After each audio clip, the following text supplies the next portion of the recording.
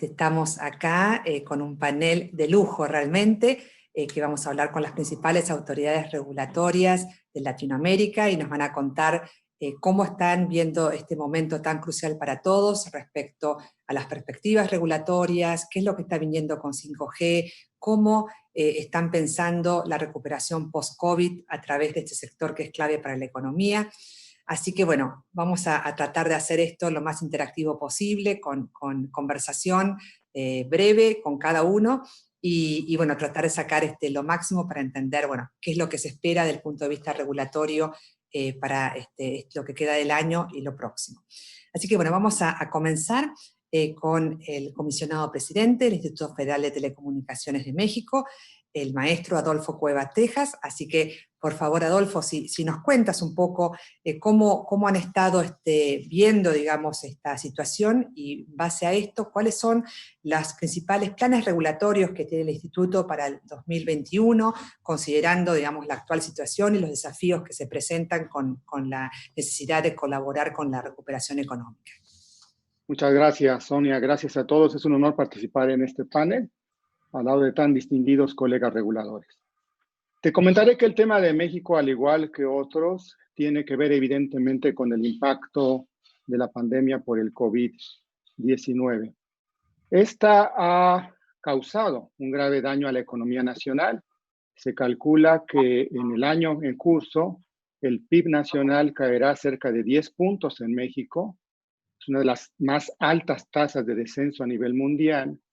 Y sin embargo, el sector telecomunicaciones es resiliente y tenemos bases de optimismo para confiar en el sector como una palanca de recuperación en lo inmediato y de desarrollo en el corto y mediano plazo. ¿Por qué? Porque mientras ocurrió esa caída en el PIB nacional, el sector telecomunicaciones viene registrando tasas de crecimiento anualizados todavía en 2020 superiores al 5%.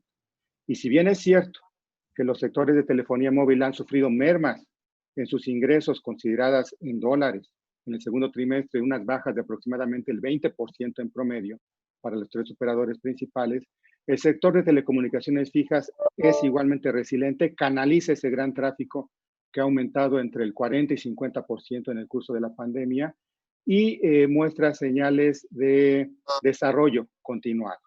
En este orden de ideas, ¿qué creemos que debe hacer México y qué estamos esperando hacer en los próximos meses? Primero, mantener la salud del sector. ¿Cómo?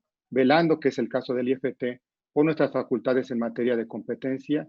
Tenemos una figura muy particular que ustedes seguramente conocen, la preponderancia, que nos permite dictar medidas asimétricas para el operador principal, América Móvil.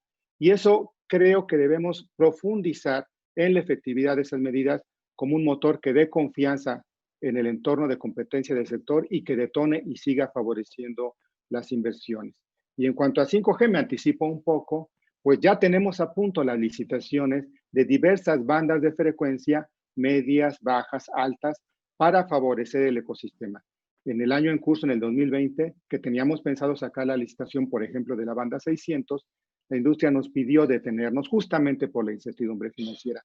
Pero confiamos en que la puesta a punto de ese espectro en el próximo año detone la inversión hacia 5G y con el 5G nuevas oportunidades de desarrollo. Quisiera en este punto dejar la primera intervención. Gracias. Excelente. Bueno, muchísimas gracias. Vamos a continuar ahora con Colombia. Tengo el gusto de presentarlo a Carlos Lugo Silva, que es el comisionado de comunicaciones de la CRC de Colombia, el presidente. Así que, Carlos, particularmente, además de entender estas perspectivas, me gustaría que nos cuentes un poco sobre esta iniciativa tan novedosa que tienen en Colombia de los sandbox regulatorios y justamente cómo esto lo están viendo como parte de las medidas para la recuperación económica. Bueno, Sonia, muchas gracias, y a todos muchas gracias por la invitación. Un panel de lujo y muy feliz de poder compartir con ustedes. Al igual que México, para nosotros, sin duda, el sector de telecomunicaciones se convierte en un sector importante, no solo para la recuperación, no solo para la recuperación de este enfoque específico del sector específico de tecnologías de información y comunicaciones, sino de manera transversal en toda nuestra economía. Nosotros confiamos sin duda que así como durante esta crisis que hemos tenido por la pandemia del COVID-19, las TIC y la Internet y el comercio electrónico han podido de cierto modo sostener en cierta medida la economía de nuestros países, porque ha sido así como la vida económica, la social, la vida familiar, pues sin duda el futuro también está atado, asociado a que las empresas, las industrias empiecen a recuperar aprovechando los beneficios de las tecnologías de información y de comunicaciones y en particular pues de Internet.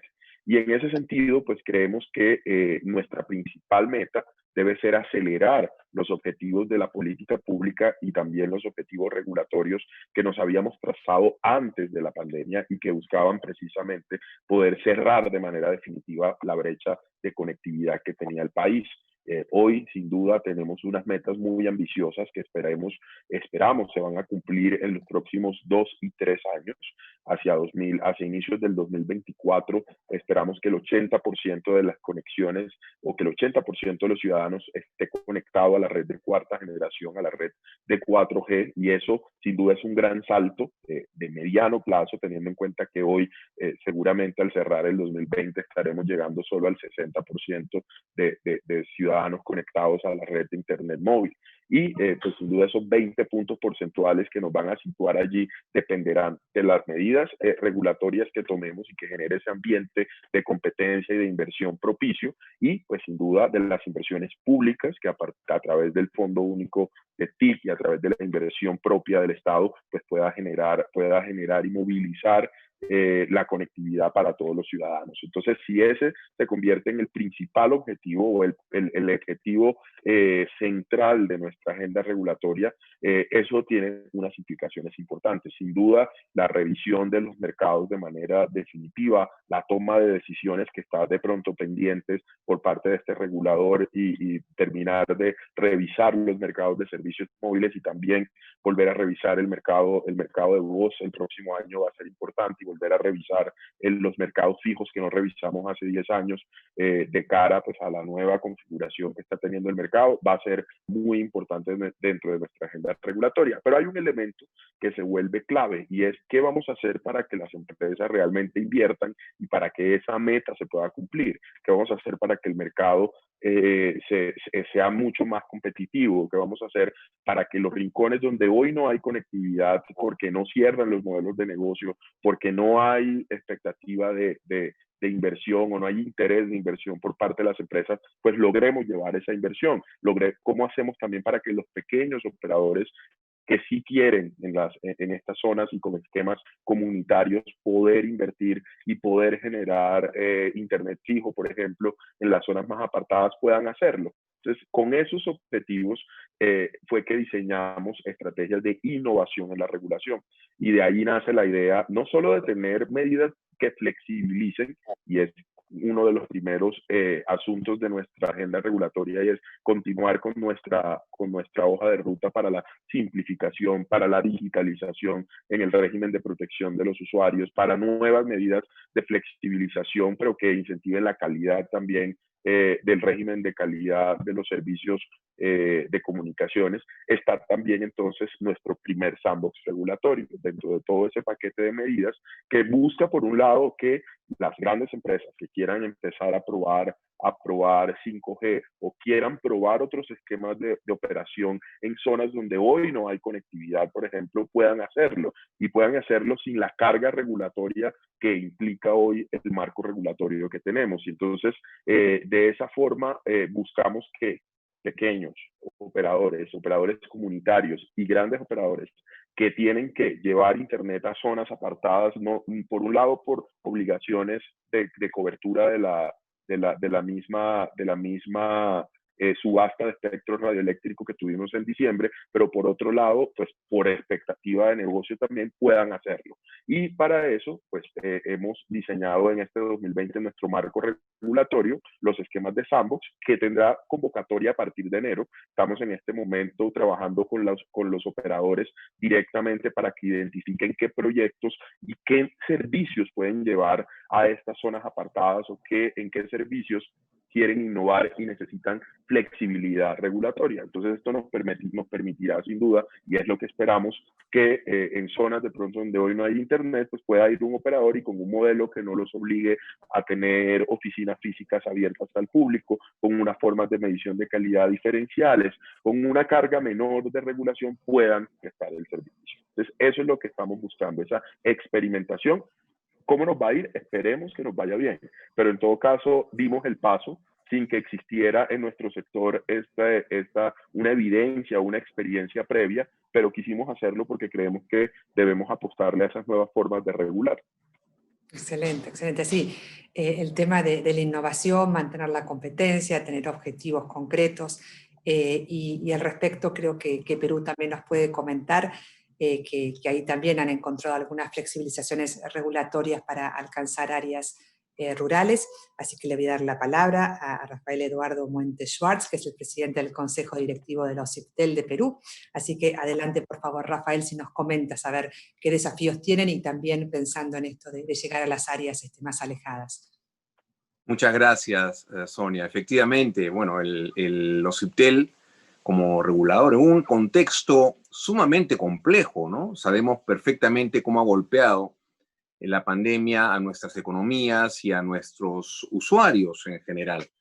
En el Perú se ha dado una situación muy particular, que es el desplazamiento de los requerimientos de las redes hacia lugares donde no había un despliegue con una robustez como para atender un trabajo cotidiano y un nivel mayor de conectividad, que es en las zonas más bien residenciales, no en las zonas que estaban originaria y normalmente con una cobertura y una infraestructura de la calidad y la robustez necesaria como para atender los requerimientos laborales y académicos.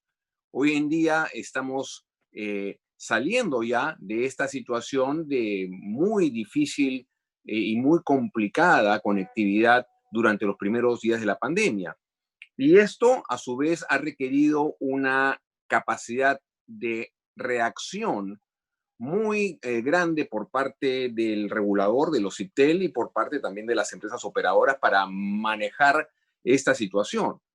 Económicamente, obviamente, hemos tenido que tomar decisiones muy rápidas porque se paralizó la economía y tuvimos que proteger la conectividad de los usuarios, impidiendo por algunos meses que se pudiera cortar el servicio a aquellos usuarios que debían, ¿cierto? Eso por un lado. Pero por otro lado, también hemos reforzado el nivel de acción de los OSIPTEL para monitorear la calidad del servicio, para promover que exista mayor conectividad y a su vez para ir supervisando aspectos como la información que se tiene que dar al OSIPTEL, tanto a nivel de el seguimiento de la calidad del servicio, como por supuesto a los usuarios y cómo ellos van percibiendo la calidad del servicio respectiva. Hemos tomado una serie de medidas regulatorias, incluso en esta situación. Por ejemplo, en el mercado de Internet fijo, hemos establecido que la empresa que tiene poder de mercado, que es Telefónica del Perú, implemente un aplicativo digital para facilitar la migración, la baja, suspensión del servicio. Y esto lo estamos ya lanzando como una propuesta para todo tipo de servicios a nivel nacional en lo que es telefonía e Internet móvil, lo cual obviamente va a facilitar y digitalizar la gestión del usuario respecto del servicio, ¿no? Ahora, respecto a las áreas rurales, que es a lo que te refieres, efectivamente, existe un gran reto en nuestro país para mejorar el servicio en un territorio como el peruano, que es en primer lugar muy accidentado por la cordillera de los Andes que atraviesa nuestro país y en segundo lugar bastante atomizado en términos de los centros poblados que existen en nuestro territorio.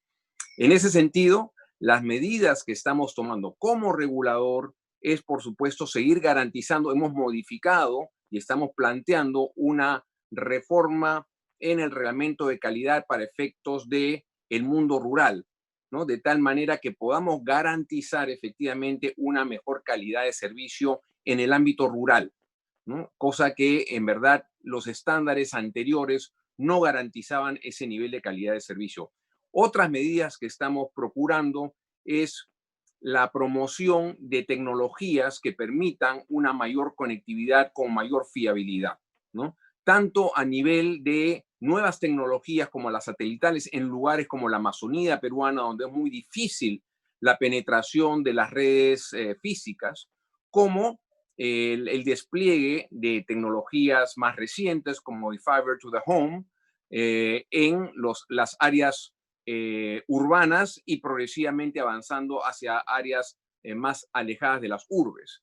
Y obviamente en todo ese contexto, el tema de la calidad de servicio es fundamental, ¿no? En este proceso de la pandemia en el cual se ha dado este cambio tan abrupto en las necesidades de los usuarios para trabajar desde casa, para estudiar desde casa y para producir desde casa, hemos establecido un muy mayor reforzamiento del nivel de las redes, interacción con algunos operadores, por ejemplo, como Netflix, para efectos de que el ancho de banda que pueda cubrir el servicio no afecte, ¿no?, la provisión de otros servicios ya vinculados más bien a la producción o al área académica, en todo caso, aspectos que sean más productivos, ¿no?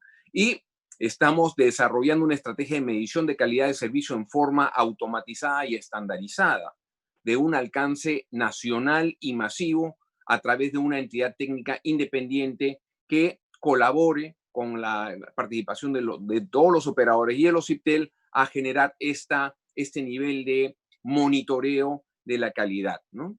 Así que existen muchísimas otras iniciativas que se han venido dando y se siguen dando en medio de esta pandemia, ¿no? Podría hacer una larga enumeración de otras iniciativas que están en ciernes. Vamos a dejarla para la próxima pregunta, que hay algunas que quiero preguntar particularmente, que hay mucho interés de cómo está trabajando Perú, pero me gustaría escuchar a la subsecretaria de Telecomunicaciones de Subtel, Pamela Guirin Macías, de Chile. En Chile, bueno, ha sido un gran anuncio que han hecho respecto a la licitación de 5G, primer país en Latinoamérica que está lanzando la licitación con ya un plazo concreto, y bueno, muchos proyectos que están desarrollando, así que Pamela, nos gustaría que nos cuentes a ver cómo están previendo este 2021. Nuestra visión de gobierno es hacer de Chile un hub digital y además tener un rol de liderazgo en la integración de nuestra región. Cuando la economía 4.0, cuando una empresa se quiere instalar en un lugar, trata de servir a la mayor cantidad de usuarios posibles, y desde ahí un país de 17 millones, otro de 60, no se hace tan interesante, por decir algunos números, en países chicos, cuando en comparación si quiere servir una región, y para eso la idea es que independiente de dónde se siente en Sudamérica, la visión es que pueda servir esa industria, ese data center, por ejemplo, de más países, y para eso estamos trabajando en integrarnos regionalmente. Estamos aumentando este año 11 pasos fronterizos con fibra óptica, en una integración internacional. Hay también proyectos internacionales de cables submarinos, pero también estamos por lo mismo liderando el proyecto de integración de Sudamérica con Asia vía Oceanía. Pensamos que esto nos va a ayudar a muchos de los países de la región. Por lo mismo tenemos el apoyo del ACAF, el apoyo del BID, que nos están promoviendo de modo que podamos empujar la región, y estamos trabajando con agendas bilaterales con varios de los países que se han demostrado interesados en sumarse, y ahí hago la invitación para con los cuales no estamos trabajando. Por favor, veamos cómo podemos integrar ese tráfico, porque claramente esos continentes están creciendo a una velocidad importante, y específicamente en la economía 4.0, porque tenemos que preocuparnos, sin duda, en salir de este problema de pandemia. Vamos a estar un rato acá, pero también tenemos que al mismo tiempo ir pensando en futuro. Entonces estamos con estos proyectos de, obviamente, conexión internacional. Además, nos hemos puesto como meta doblar los kilómetros de fibra óptica en Chile en estos 4 años de gobierno. Vamos muy bien.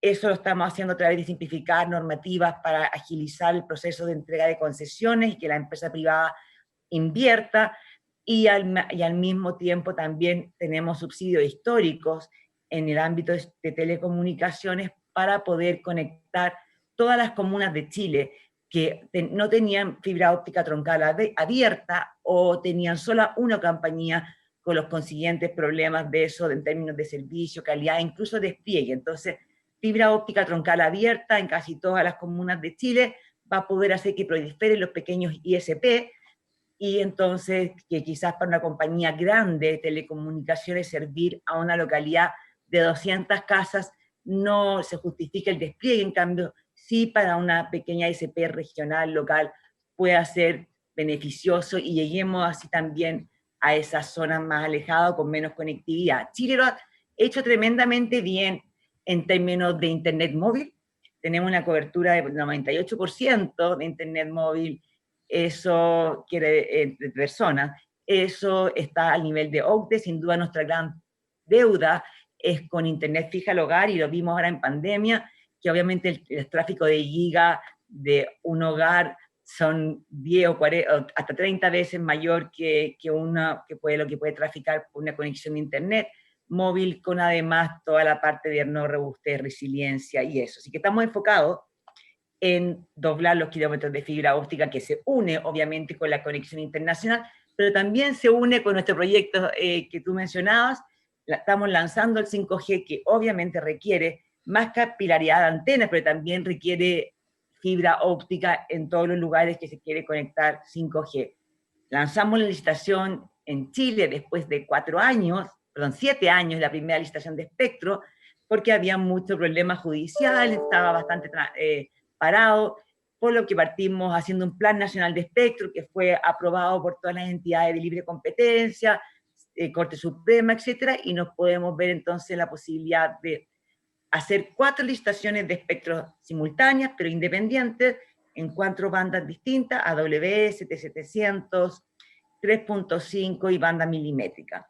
Los tiempos son bastante exigentes, están la recepción de propuestas para las 4 licitaciones ahora en noviembre, 18 de noviembre, el último día que se aceptan, ya para estar con 6 meses revisados, 4 meses revisando esas propuestas, adjudicarla el próximo año, a principio de 2021, para con todos los procesos legales ya en firme en julio, y ver despliegue ya masivo de 5G en el segundo semestre del 2021. No tenemos modelo de beauty contest, entonces no hacemos subasta, pero tenemos una exigencia de proyecto técnico muy exigente. En 3 de estas 4 bandas. Una pregunta, Pamela, que nos cuentes un poquito más sobre la parte de las condiciones que están pensando. Así que lo dejamos para la segunda iteración, porque me gustaría presentarla a Alicia Leonel, que ella es superintendente de relación con los consumidores de Anatel de Brasil. Ella nos va a hablar en portugués. Y bueno, todo lo que están realizando en Brasil justamente para apoyar a los consumidores, que también han comentado previamente, pero nos gustaría entender cómo están trabajando en Brasil, justamente en esta etapa donde todos necesitamos la conectividad como un elemento básico de supervivencia. Gracias, un gusto, un honor participar acá con ustedes. Me permitam hablar em português. A Anatel, ela tem desafio, como todos os outros reguladores, tremendo, e que foi acelerado no momento da pandemia, né? No caso brasileiro, nós temos 300 milhões de consumidores de serviços de telecomunicações, ou 300 milhões de contratos de serviços para uma população de 200 milhões de pessoas, mas ainda assim nós não atingimos a universalidade dos serviços, ainda existem áreas não atendidas, e eu gostaria de comentar alguns aspectos, então, do planejamento estratégico da Anatel para lidar. Nós tivemos, no momento da pandemia, um comitê de crise instituído com a participação das empresas, buscando garantir que os serviços continuassem funcionando, que as redes operassem, assim como já vi algumas experiências aqui dos meus colegas, também no Brasil nós exigimos das prestadoras uma série de contrapartidas e comportamentos fora do padrão para garantir que os serviços continuassem funcionando. Mas olhando para a perspectiva futura, né, dos próximos anos, a Anatel tem em seu planejamento estratégico alguns objetivos, eu gostaria de comentar alguns deles. O primeiro é a própria qualidade dos serviços de telecomunicações, e nós acabamos de aprovar um novo regulamento geral de qualidade, que olha não somente para a perspectiva técnica da regulação do serviço, mas também para a perspectiva de percepção dos usuários, das relações e dos conflitos com os consumidores, buscando endereçar esses conflitos, e também numa abordagem responsiva de empoderamento da sociedade, acreditando que a melhoria da qualidade também passa por um aumento da conscientização da população. Também, para garantir qualidade, uma outra perspectiva importante que a gente tem atuado é de aumento da competição nos serviços. E se formos olhar, o Brasil teve estratégias importantes regulatórias de criar assimetrias regulatórias, e se olharmos hoje para a banda larga fixa, cerca de 30% a 40% dos consumidores já são consumidores de pequenos operadores. A Anatel tem investido em assimetria regulatória para garantir que essas pequenas empresas tenham condições de operar com o menor custo possível, com a maior simplicidade regulatória possível. Uma outra questão é a ampliação do acesso, e nós estamos, nesse momento, discutindo um plano de ampliação de infraestrutura de redes e negociando com o governo possíveis fontes de financiamento, além de regras no próprio leilão do 5G, que garantam o investimento em cobertura, ao invés de arrecadação para os cofres públicos, né? Por fim, eu comento que, para garantir um ambiente de atração de investimentos, por um lado, e credibilidade para essa sociedade digital, por outro, a Anatel tem investido fortemente na abordagem de regulação responsiva, é dizer que a gente acredita que o sistema de telecomunicações, o ambiente de investimento e de garantia da proteção dos usuários depende de inovações regulatórias, depende de um novo olhar e uma nova forma de construir as regras, e nesse sentido também a Anatel tem investido com as prestadoras em discutir modelos alternativos, de modo que elas assumam maior responsabilidade pela solução dos problemas, principalmente em relação a consumidores, e nós estamos, então, testando alguns modelos aqui, já em autorregulação. Daria o exemplo do telemarketing, né, um incômodo que eu vejo que todos os países sofrem aqui, a venda pelos call centers. No caso brasileiro, a gente tem endereçado esse problema com autorregulação com o setor. Então, é dizer que apostar nos temas é importantíssimo, mas também apostar na inovação regulatória como forma de se atingir os objetivos que a gente precisa atingir. Acho que é isso que são os grandes destaques. Excelente. Muito obrigada. Excelente, Elisa. Muy interesante la visión y cómo todos buscando mejoras para los consumidores, dando oportunidades para mayor competencia. Y bueno, me gustaría volver al Instituto Federal de Telecomunicaciones y preguntarle al comisionado presidente sobre lo que justamente adelantó la licitación de 5G, que fue demorada, pero está ahí por lanzar, y toda esta polémica que se está dando en México respecto a los precios del espectro, cuánto cuesta el espectro, y bueno, cómo poder afrontar los nuevos despliegues con condiciones que aseguren la inversión. Gracias. Quisiera situar yo el tema de 5G en el contexto de la búsqueda de consolidar para nuestro país, como todos lo buscamos en cada región, la economía digital. Y esto tiene que ver con un propósito central, trascendente, que es que solo la economía digital puede ser la base para el desarrollo de las naciones, de nuestras naciones, en lo inmediato y yo diría en el largo plazo. En ese sentido, requerimos tener una economía digital sólida y las acciones deben ser vistas no de manera aislada, como independientemente de la validez de cada una, sino tendentes a ese fin superior. Si no tenemos una economía digital en la próxima década, vamos nuevamente a perder una oportunidad histórica de desarrollo para nuestros países. Y eso se traduce en pobreza, se traduce en empleos de baja calidad, empleos mal pagados, se traduce a través del tiempo en zozobra social. Esta brevísima introducción que me he permitido es para subrayar la importancia del 5G. Ya no se trata solamente de los servicios tradicionales, de las telecomunicaciones de siempre, de los servicios de voz y datos, sino es el gran habilitador transversal para que otros sectores de la economía, y estamos hablando de autos compactos, de telesalud, estamos hablando de muchas otras actividades, se integren a la plataforma de economía digital. Y de esta manera tengamos viabilidad como naciones. ¿Qué tenemos, Sonia? ¿Qué tenemos, compañeras reguladores en México para el próximo año? Tenemos la licitación de bandas 600, banda L, 1400, 1518, 1721, banda 23, banda 3336. Tenemos un proyecto de en los próximos 2 años poner hasta 1000 MHz a disposición del mercado de las comunicaciones IMT. Esto se suma a los casi 600 que tenemos hoy. Y en el corto plazo, en la primera década en la primera mitad de la próxima década, tenemos ya identificados 11,000 MHz, más de 11,000 MHz, muchos de ellos aptos para 5G, en bandas altas como la 51, la 48, la 42, la 38, la 26, que se sumarán al ecosistema.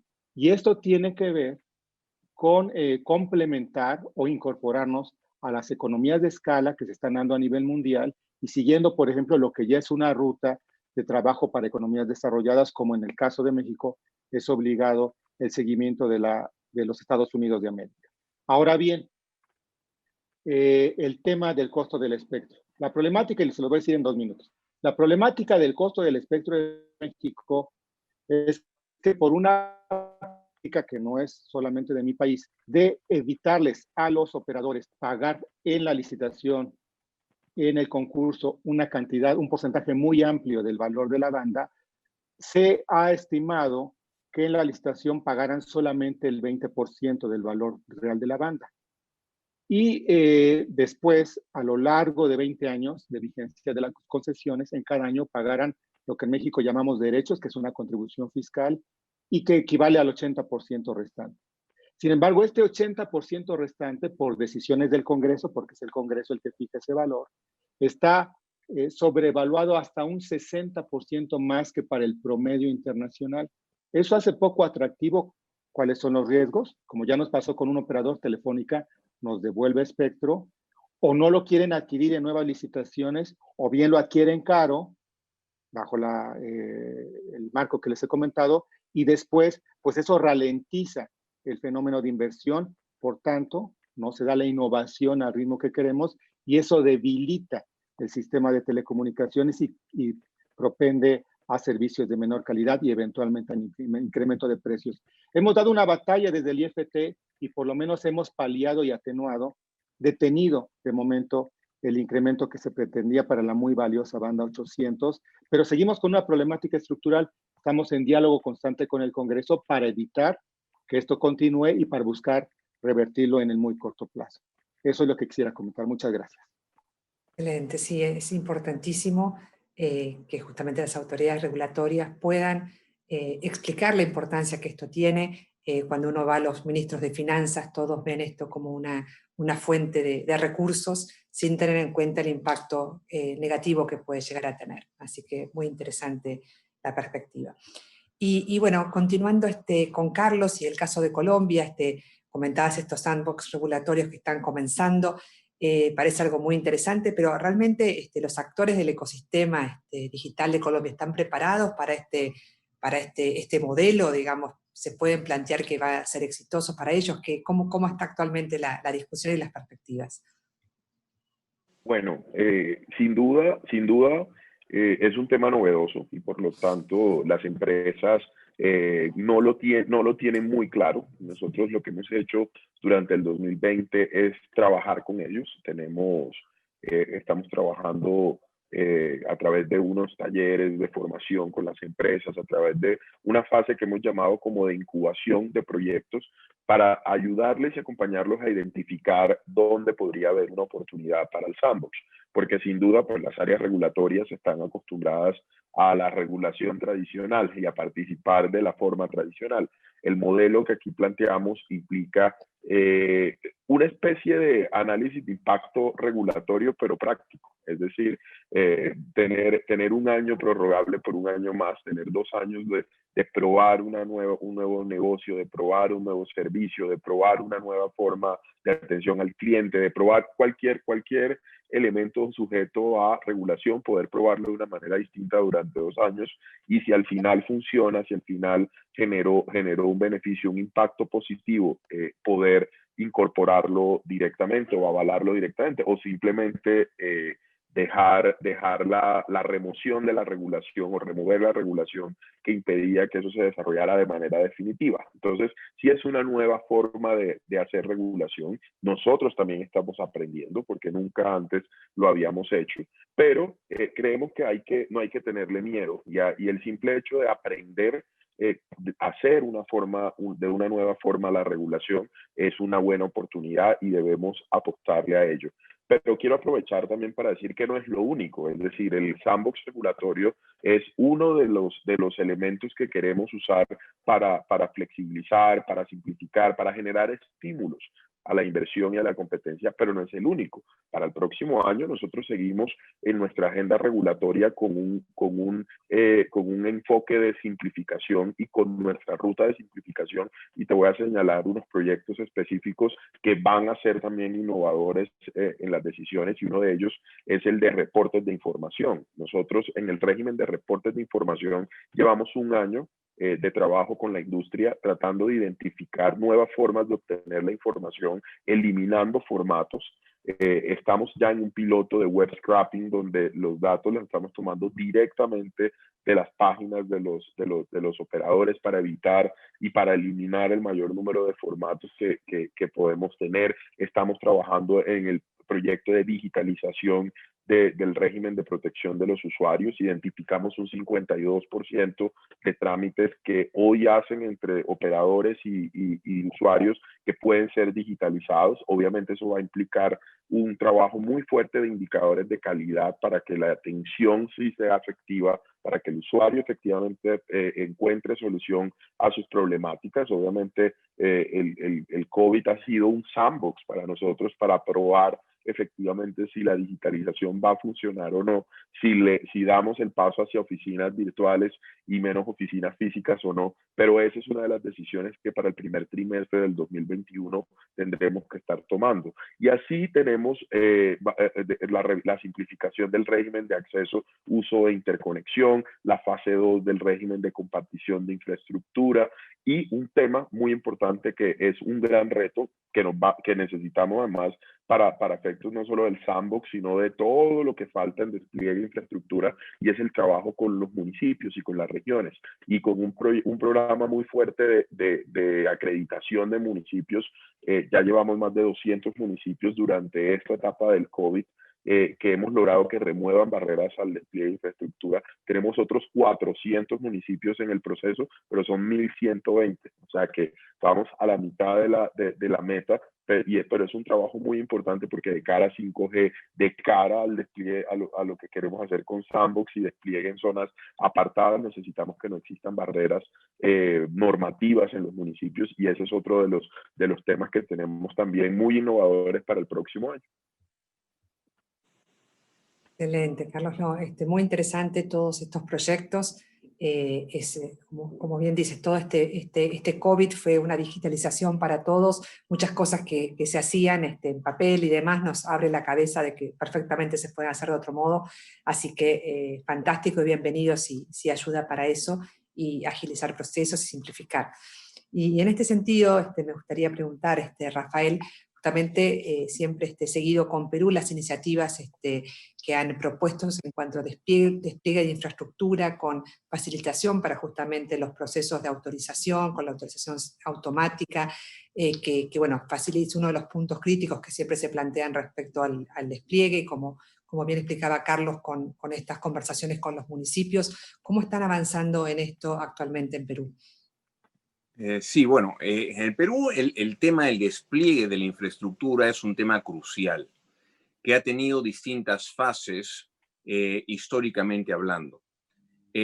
Nosotros hemos, como promotores del mejor servicio de telecomunicaciones, hemos hecho una prédica constante y una interacción constante con aquellas entidades que son en buena cuenta responsables de que se facilite la instalación de infraestructura, que como sabemos es fundamental para el servicio. Y hoy en día, justamente con los retos que nos plantea la pandemia y este confinamiento, en mayor o menor medida, que nos ha obligado a realizar este tema del COVID, mucha responsabilidad recae en los gobiernos regionales y en los gobiernos locales dentro del marco institucional de las autoridades descentralizadas en el Perú. Y ello implica, por supuesto, que los municipios, en buena cuenta, faciliten, ¿no?, la instalación de infraestructura, y para esto existen normas dictadas mayormente por el Ministerio de Transportes y Comunicaciones, que es la entidad competente para establecer este tipo de disposiciones. Nosotros hemos interactuado, en primer lugar, con el propio ministerio, pero en segundo lugar también con las instituciones que tienen a su cargo, ¿no?, los permisos para la instalación, como son los municipios o gobiernos regionales.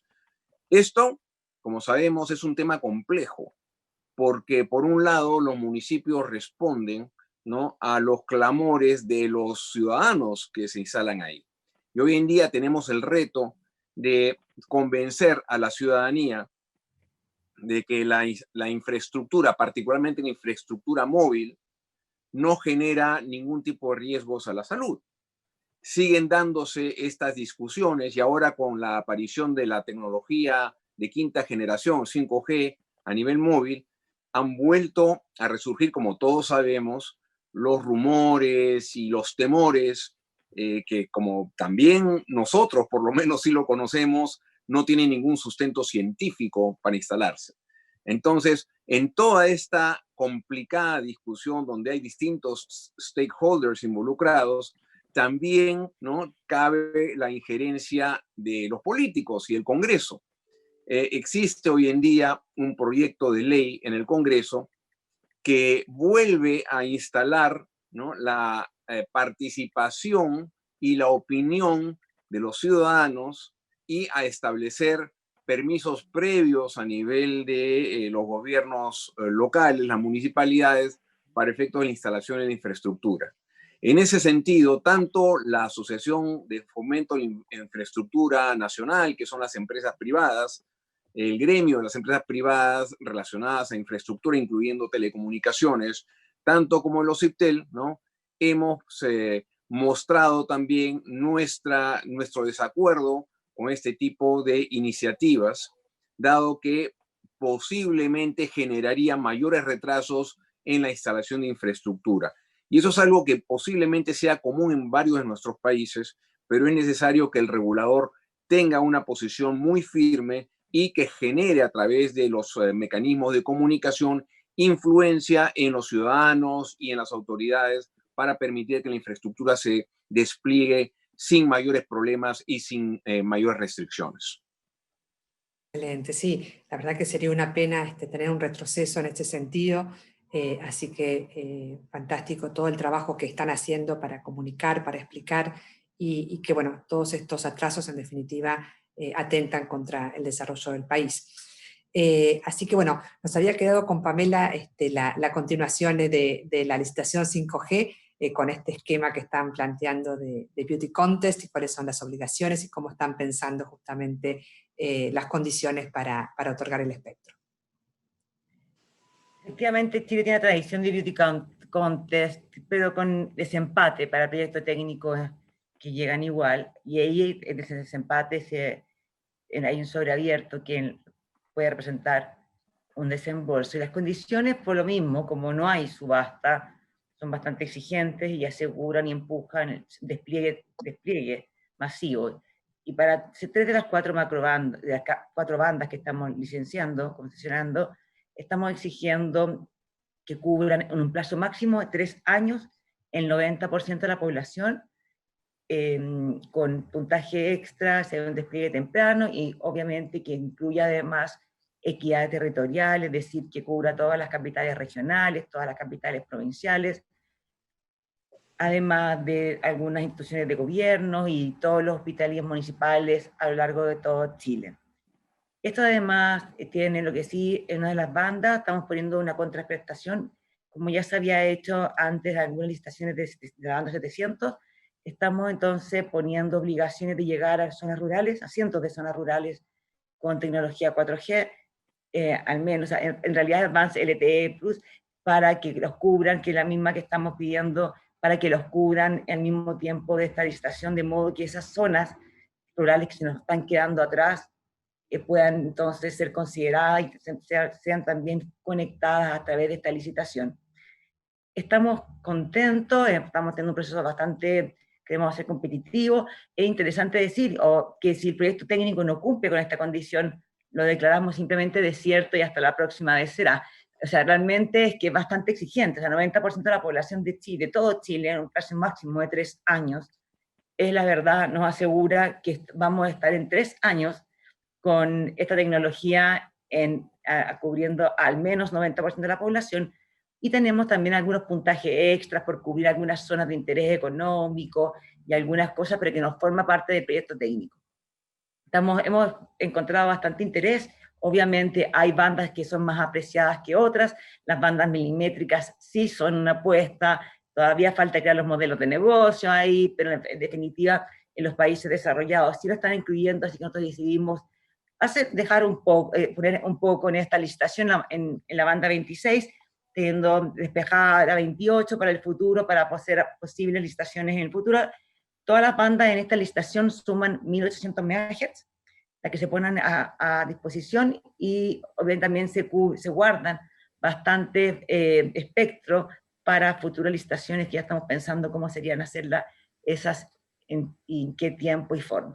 Muchas gracias. Bueno, ojalá que las empresas se animen y apuesten y que bueno, obviamente son contextos difíciles. Bueno, recientemente salieron los resultados del tercer trimestre y uno ve las empresas en términos de dólares han tenido disminuciones alrededor del 20% de sus ingresos de un año al otro, con lo cual es un desafío importante, pero sabemos que en Latinoamérica, más allá de estas dificultades, luego se recupera muy rápidamente esta reducción, como comentaba Adolfo, del 10% para este año, que es fuertísimo. Digamos, la capacidad de resiliencia de la región es muy fuerte, y bueno, apostemos todos a que esto va a suceder. Y en este sentido, Elisa, me gustaría profundizar un poco más el actual modelo que tienen en Brasil, con ISPs pequeños. Tú decías que entre el 30 y el 40% de las conexiones de Internet, y mucho por fibra óptica, vienen de estos ISPs regionales, locales, con un modelo de mercado muy interesante, que genera muchísimo dinamismo local. Entonces, si nos puedes comentar un poco más cómo está, digamos, desarrollándose este mercado y qué iniciativas regulatorias tienen al respecto. Gracias, Sônia. Sim, no Brasil, desde alguns poucos, 5 anos, eu diria, a Anatel investiu fortemente, na última década, para ser mais exata, no fortalecimento dos pequenos prestadores, né? E o primeiro movimento foi o Plano Geral de Metas de Competição da Anatel, que permitiu a abertura do mercado de rede, né, de contratação de infraestrutura por esses pequenos prestadores. Então, no caso brasileiro, nós temos um mercado aberto de negociação da infraestrutura de rede, o que permitiu uma queda em importante nos preços dessas infraestruturas para os pequenos prestadores. Mas ainda a gente identificava que havia uma dificuldade grande nos pequenos prestadores de conhecer a regulação da agência e se tornar compliance com essa regulação, que é bastante detalhada, né, um conjunto de regras que é feito para empresas que têm uma estrutura jurídica muito grande, muito robusta, e a Anatel, então, adotou duas medidas. Uma delas foi, de fato, revisar os seus regulamentos e liberar o mercado de pequenos provedores de quase todas as regras. E como é que a gente definiu o conceito do que era um pequeno provedor, né? É aquele que tem menos de 5% de participação no mercado nacional. De modo que hoje, no Brasil, nós temos 5 grandes operadores e dezenas de milhares de pequenos. São dezenas de milhares nessa configuração do menores que 5% de participação no mercado. Uma outra estratégia que a Anatel adotou foi criar dentro da agência um comitê formado pela Anatel, pelo Ministério das Comunicações e pelos pequenos prestadores. Então, nós temos um comitê instituído para que a gente mantenha um diálogo com esses pequenos prestadores e garanta que as suas demandas, as suas preocupações estejam endereçadas aqui, né? Então, é dizer que nós estamos com os pequenos prestadores apostando numa melhoria dos serviços e na melhoria da qualidade. E se nós olharmos, por exemplo, para a pesquisa de satisfação e qualidade percebida que a Anatel faz todo ano, os pequenos prestadores têm notas muito melhores de qualidade no sentido amplo, incluindo relações com consumidores, de modo que tem se mostrado exitoso esse modelo. E foi por meio desses pequenos prestadores que a gente conseguiu um crescimento expressivo da banda larga fixa no Brasil, e hoje eles são dos maiores investidores em fibra ótica. Então, o modelo deu tão certo que os pequenos prestadores já estão saindo de tecnologias baseadas em rádio para tecnologias baseadas em fibra, e são fortíssimos investidores nesse modelo da fibra ótica até a casa do usuário. Excelente, Lisa. Bueno, a todos en Latinoamérica nos gustaría tener un 40% del mercado conformado por pequeños operadores. Y sé que en México trabaja muchísimo en el fomento de la competencia, la normativa que se ha lanzado en los últimos años ha sido importantísima. Y en este sentido quería preguntarle a Adolfo, ver cómo veían todo este mercado de infraestructura que ha avanzado tanto en este tiempo, se ha tomado la medida de la separación funcional de Telmex. ¿Cómo está esto repercutiendo en el mercado? ¿Cómo lo están viendo ustedes desde el regulador? Creo que podemos dividir el tema en dos aspectos. La problemática general de compartición de infraestructura, que tiene que ver, digamos, como reminiscencia con el concepto general de insumo esencial, pero también una visión moderna sobre el tema, ya que usualmente el camino de declarar insumo esencial suele ser largo, oneroso y de resultado incierto, sobre todo en revisión judicial. Por eso nosotros lo que hicimos fue emitir a principios de este año unos lineamientos para el despliegue, acceso y uso compartido de infraestructura de telecomunicaciones y radiodifusión.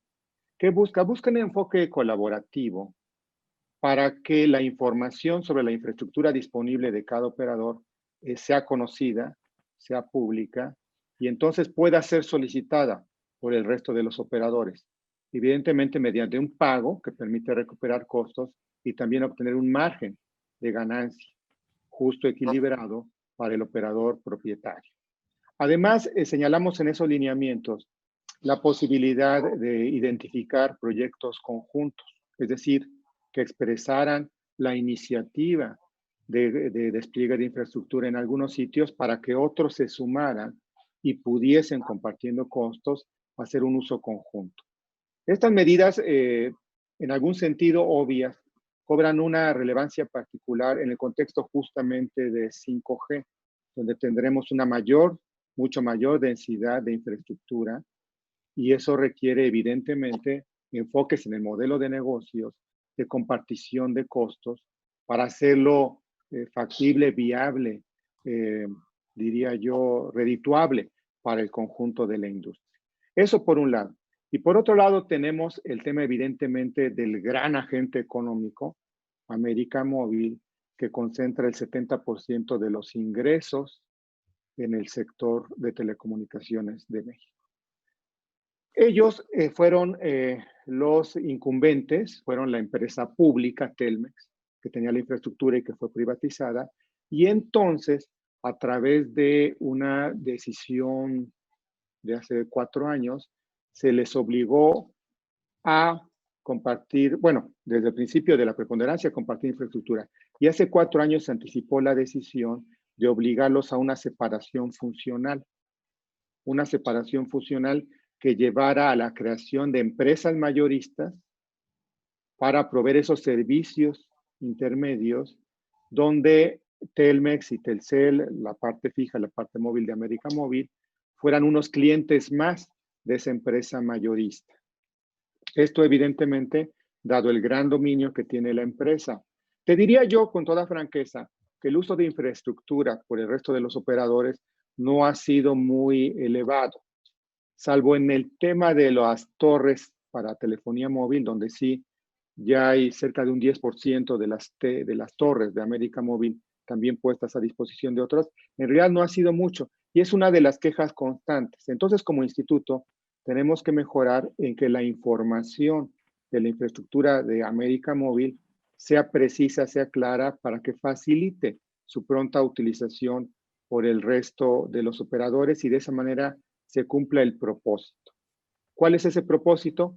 Pues de manera evidente que el resto de los operadores no tengan que hacer grandes erogaciones para desplegar infraestructura propia, que no dupliquen el tendido de infraestructura en sitios donde ya existe y que deseablemente, y esa es la lógica económica, ese recurso que evitan gastar al utilizar la infraestructura de América Móvil, lo puedan destinar a favorecer mejor tecnología, mayor competencia y con eso un ecosistema más sano.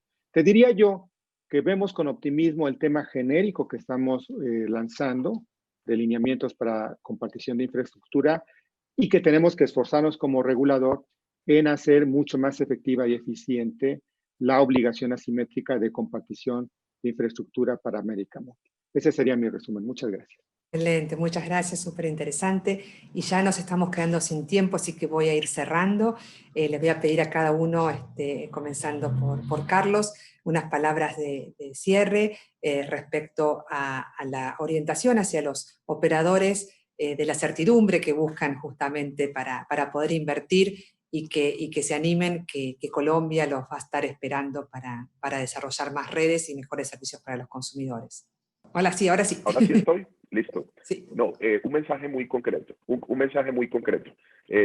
Existe en Colombia la certidumbre jurídica, existe, por supuesto, una regulación propicia para generar más competencia y más inversión. La agenda regulatoria del 2021 ha sido diseñada para ello.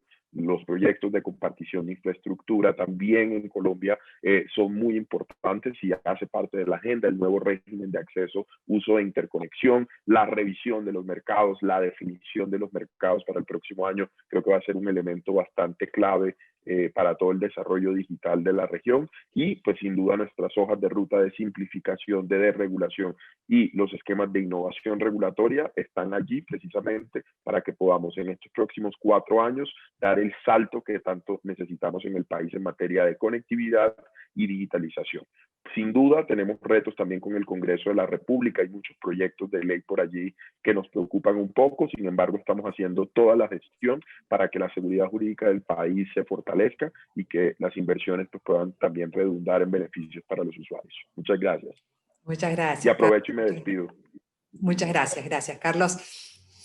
Bueno, Rafael, te pido lo mismo a ti, a ver cómo puedes decirle estas últimas palabras a los operadores que se animen a ir a Perú el próximo año. Bueno, en el Perú estamos impulsando hace muchos años ya un ambiente de mayor competencia en el mercado, lo cual se basa en una estrategia que busca empoderar al usuario. ¿Okay? En otras palabras, en la medida que el usuario tiene en sus manos la posibilidad de decidir a través de herramientas digitales incluso. Estamos lanzando un proyecto para que los usuarios puedan hacer las gestiones directamente a través de su teléfono móvil. En otras palabras, estamos hablando de un empoderamiento digital del usuario. Y esto viene surtiendo efecto.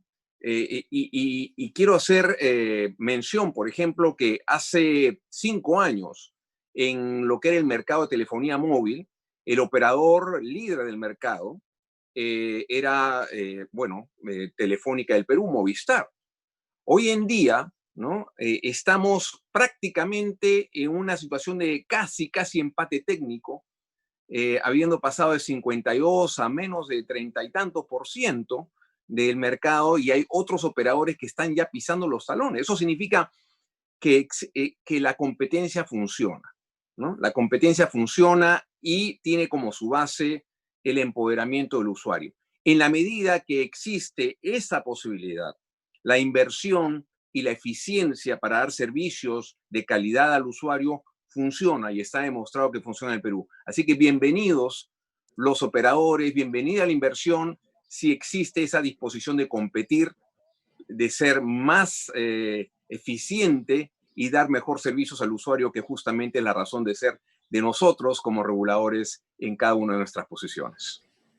Seguro, Rafael, y bueno, por algo es que es uno de los pocos mercados en Latinoamérica que hay 4 operadores que se pisan los talones permanentemente para ganar mercado, y bueno, en un país con gran crecimiento en estos últimos años, así que creo que muchos van a apostar a ir a Perú cuando se pueda relanzar, digamos, nuevos servicios y demás.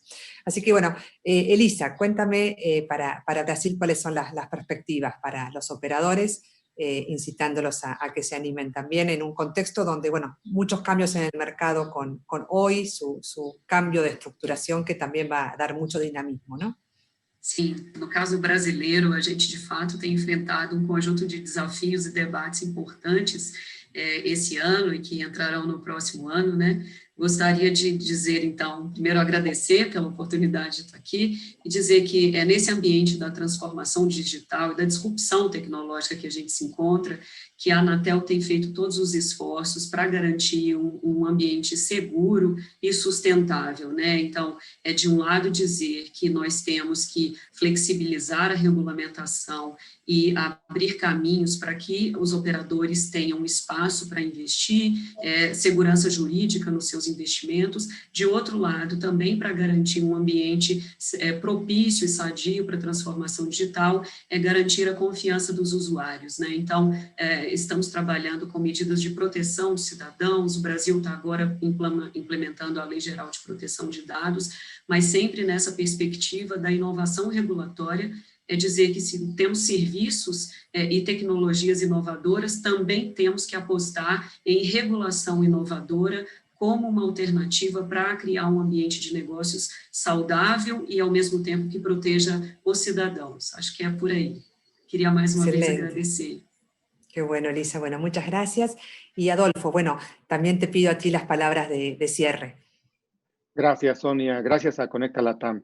En realidad, pues siempre un placer estar con ustedes, escuchar, se generan ideas interesantes para nosotros, buenas prácticas que buscaremos también adoptar. Es muy rico este intercambio. ¿Qué vemos en México? Como regulador autónomo, tenemos ese estatus constitucional en México. Queremos ser un factor que incida, que genere confianza, que dé seguridad jurídica a las inversiones, que mantenga un alto nivel de ejecución técnica en sus decisiones, lo cual también favorece la confianza en la operación y decisiones del regulador, y de esa manera concentrarnos en superar los retos que persisten en México. Centralmente el tema de competencia en telefonía móvil y evidentemente también como organismo regulador autónomo y hacia otros poderes como el Congreso de la Unión en México o el Poder Ejecutivo, llevar a cabo esta labor de sinergia, de acercamiento y sinergia para favorecer una política pública integral donde vayamos convenciendo y abonando a la idea de movernos como país hacia una visión digital, no solamente porque nos toque a nosotros como regulador abordar el tema, sino porque ciertamente ahí está, como decía yo antes, la oportunidad de desarrollo.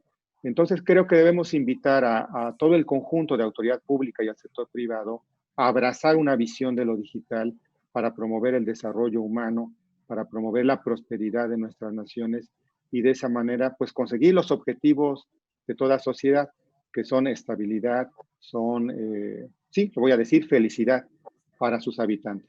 De eso se trata finalmente, de una buena vida para todos. Muchas gracias. Qué buenas palabras, Adolfo. La verdad que traer dentro de este contexto la palabra felicidad es, parece alejado, pero es lo más apropiado. Creo que hoy las tecnologías nos acercan a nuestros seres queridos, a poder estar conectados, a poder seguir trabajando, educándonos. Son más importantes que nunca. Y que justamente hacen a la felicidad de todos nosotros, y aquellos que no están conectados tienen un grave problema, por lo cual todos tenemos que trabajar para poder acercarlos a este mundo que ya es digital de por sí. No podemos pensarlo sin ello. Así que yo les agradezco a todos, ha sido realmente un verdadero honor, he aprendido mucho, me entusiasma mucho todos los proyectos que están encarando, los felicito y les auguro muchísimo éxito y bueno, mucha suerte realmente para toda América Latina en estos duros tiempos, y con mucha esperanza que vamos a salir bien. Así que muchas gracias, y los dejo con el próximo panel. Muchas gracias. Muchas gracias a todos, que estén muy bien. Muchas gracias. Lo mejor. Abrazo. Gracias. Hasta luego, muchas gracias, ha sido un gusto.